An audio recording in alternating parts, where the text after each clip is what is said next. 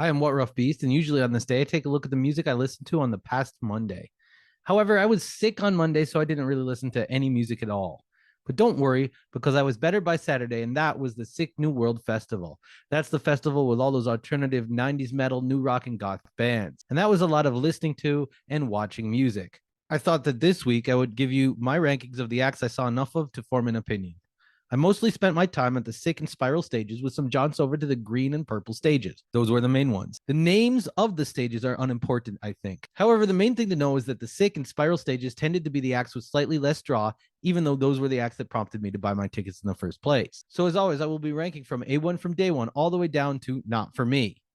As usual, I like the not for me designation because I'm sure the music is good and important to many of you, but it is often just not my cup of tea. So let's just go up the schedule and I'll tell you about who I heard and what I thought.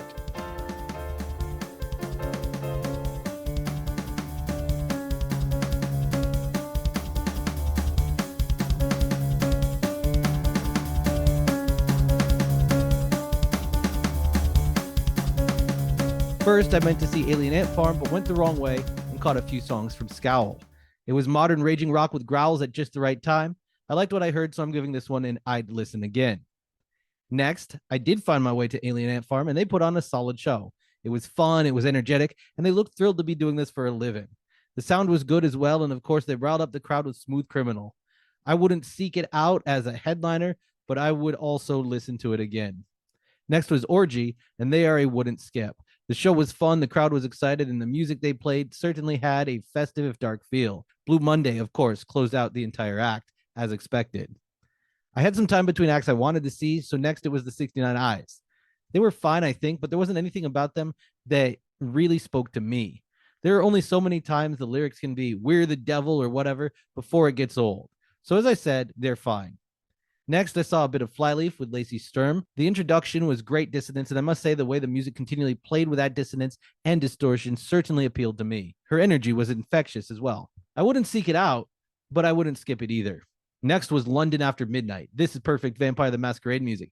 A plus gothic moodiness, and the bass player looked like Neil Gaiman did in the 90s. 90s Gaiman? Great goth aesthetic or the greatest? I'd listen to this band again when I needed to be a moody Malkavian pretending to be a Toreador.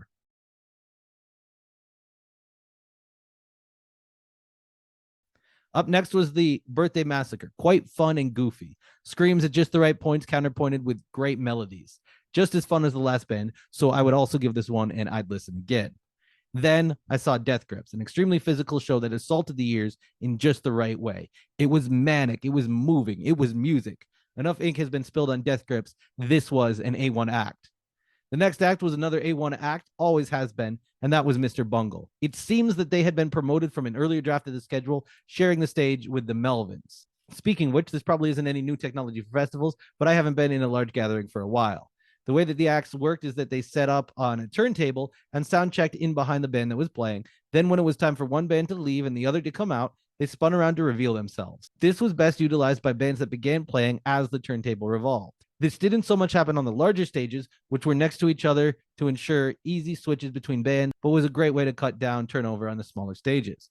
As for Mr. Bungle, they opened with Mr. Rogers' Neighborhood and played the kind of yacht rock you expect in Vegas when not doing their usual metal shtick.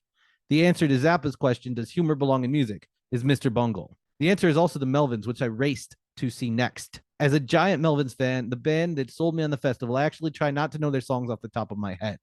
I like to get lost in the experience they bring. It's always so different. This time it was pretty simple playing, though technically and sonically, as always, interesting and heavy. Of course, right in the middle of a breakdown, while Dale was just finishing a drum break, the power cut out and the Melvins left the stage. Another A1 performance from them. Filter was up next, and they were quite fun, and of course, it all led up to their big hit. The whole crowd sang along, of course, and even if it's mostly for that one song, I'd have to give Filter and I'd listen again. If I was a bigger fan, I'd bump it up to A1. Next was a bit of KMFDM, who I've seen before, and this was a fine performance. Eavesdropping on others later, I heard that they thought KMFDM killed it, but I've seen them perform a little better a few years back. Later on, I was talking to other people that were at the show, and they thought this was one of the worst performances that they'd seen that day. So everyone's mileage must vary here. Most of this performance was Lucia scowling at everybody with slow, deliberate movements. If you're into it, you're into it.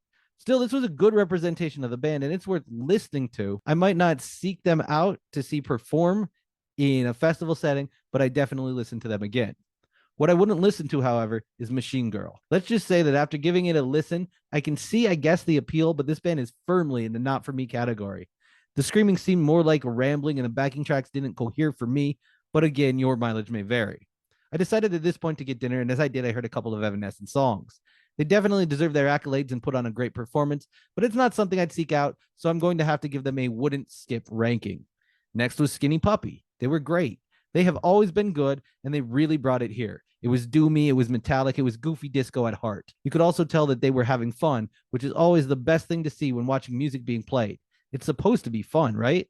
I'd listen again, definitely. But I also got the chance to check out 100 Gex.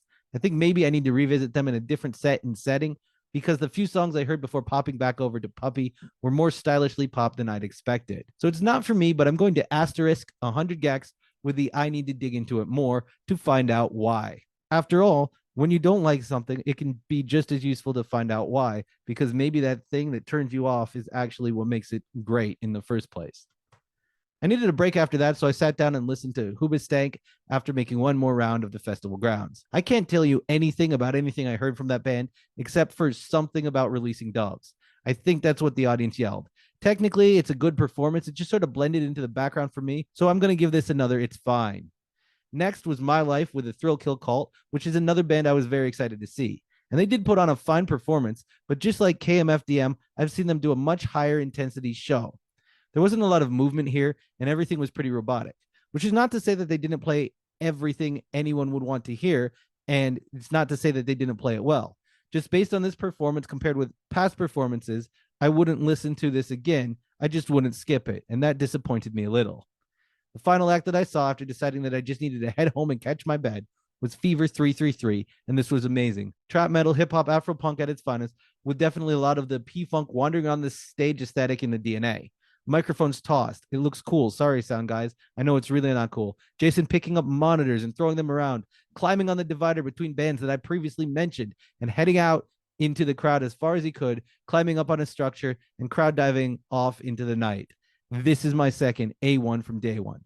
So there you have it. My review of the bands I saw, enough of to form an opinion. Of course, given that this is based on live performances, this may not reflect my feelings toward the band overall, as with Thrill Kill Kult, for example.